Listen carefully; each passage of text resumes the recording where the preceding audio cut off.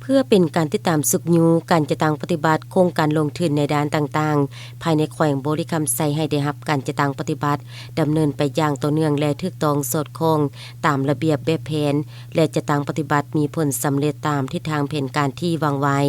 ในตอนบ่ายของวันที่10ธันวาคม2025นี้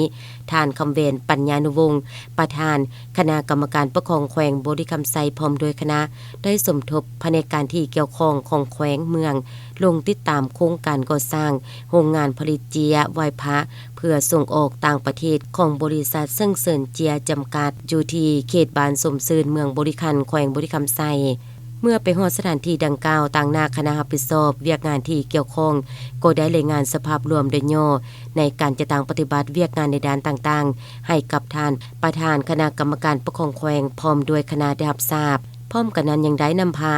ย่างสำรวจเบิ่งการก่อสร้างเวียกงานในด้านต่างๆภายในโรงงานโดยเฉพาะแม่นรับฟังการรายงานขอบเขตพื้นที่การนำเข้าเครื่องกลจักรที่ทันสมัยเพื่อนำมาติดตั้งภายในโรงงานการนำเข้าวัตถุดิบขั้นตอนการผลิตในแต่ละระยะ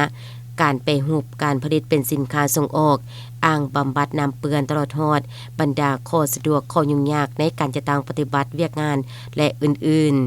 โรงงานผลิตเจียไวพระเพื่อส่งออกไปต่างประเทศของบริษัทเซิ่งเซินเจียจำกัดแม่นตั้งอยู่เขตบ้านสมซืนเมืองบริคันแขวงบริคำไซ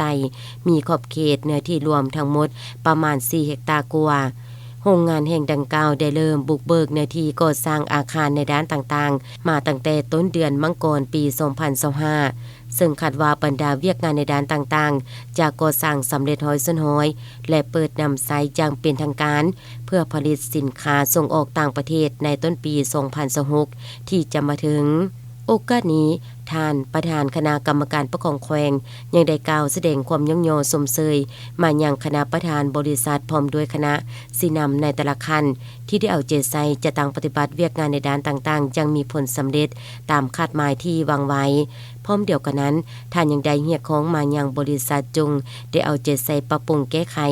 รูปแบบการก่อสร้างบางด้านของโครงการให้มีความถูกต้องสอดคล้องตามเทคนิควิธีการขึ้นใหม่เพื่อหลีกเลี่ยงผลกระทบที่อาจจะเกิดขึ้นในต่อหน้าทั้งนี้ก็เพื่อเน้นใส่ในการคุ้มครองปกปักรักษาสิ่งแวดล้อมอ้อมข้างพร้อมทางหลีกเลี่ยงผลกระทบต่อกับพ่อแม่ประชาชนที่ดำรงชีวิตอยู่บริเวณขอบเขตใกล้เคียงตลอดฮอดห้วยน้ำลำเซสีวรณพันธ์ขอบเขตบริเวณใกล้เคียงเติมอีก